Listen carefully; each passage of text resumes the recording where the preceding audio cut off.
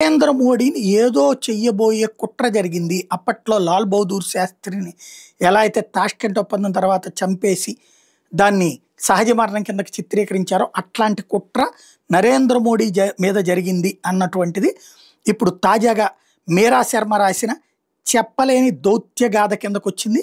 Tashkent 2 అంటూ దానికి సంబంధించిన ఒక కథనం చూద్దాం. అంతర్జాతీయ దౌత్య చరిత్రలో కొన్ని సంఘటనలు మౌనంగానే ఉండిపోతాయి, కానీ అవి చరిత్రగతిని శాశ్వతంగా మార్చేస్తాయి. షాంఘై సహకార సంస్థ SCO సదస్సు సందర్భంగా చైనా గడ్డ మీద ఆవిష్కృతమైన ఓ భయంకరమైన కుట్రను ఛేదించిన ఉత్కంఠభరిత ఘట్టం ఇది. ప్రపంచ రాజకీయాల్లోని అత్యంత చీకటి పొరలను ఒక్కసారిగా ఇది వెలుగులోకి తెచ్చింది. కోడ్ డెడ్ పుతిన్ యొక్క రహస్య నిరీక్షణ.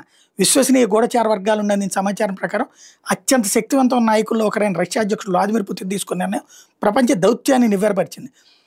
పుతిన్ ఏకంగా భారత ప్రధాని నరేంద్ర మోడీకి ఫోన్ చేసి తన ప్రత్యేక బుల్లెట్ ప్రూఫ్ లిమౌజిన్ ఆర్ఎస్లో కలిసి ప్రయాణించమని అడిగాడు. 15 నిమిషాల నిశ్శబ్ద నిరీక్షణ అందులోనే జరిగింది.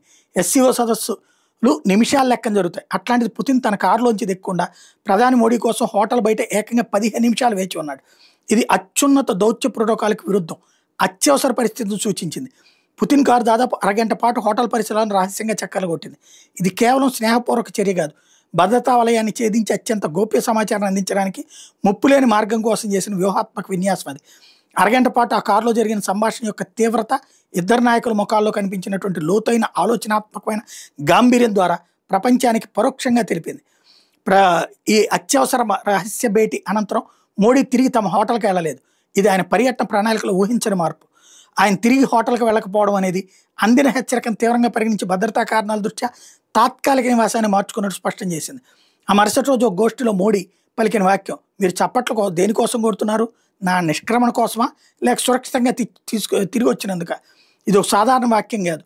మృత్యుముఖం నుంచి తప్పించుకొని వచ్చిన ఒక నాయకుడి ఆత్మవిశ్వాసాన్ని, శత్రువులకు పరోక్షంగా ఇచ్చిన వ్యూహాత్మక సమాధానాన్ని సూచించింది.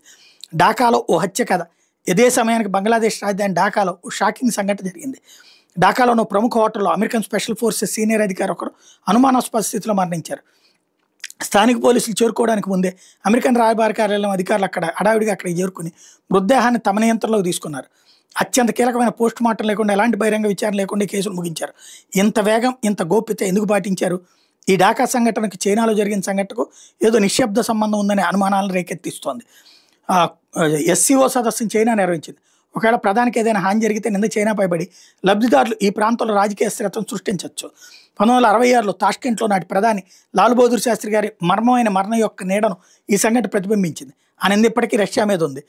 అది CIA మరియు కొన్ని పాశ్చాత్య శక్తులు భారత నాయకత్వాన్ని బలహీనపరిచేందుకు పన్నిన తాష్కెంట్ 2 అనే రహస్య ప్రణాళిక అని గుసగుసలు వినిపించాయి. అయితే రష్యా యొక్క FSB, మాజీ KGB మరియు భారతదేశం యొక్క నిఘా సంస్థలు అత్యంత సమన్వయంతో పనిచేసి ఈ మారణ హోమాన్ని సమర్థంగా అడ్డుకున్నాయి. పుతిన్ యొక్క అసాధారణ కారు ప్రయాణం కేవలం మర్యాద కాదు, అది భారతదేశ నాయకత్వాన్ని రక్షించడానికి రష్యా వేసిన అత్యంత వ్యూహాత్మక భద్రత కావచ్చు.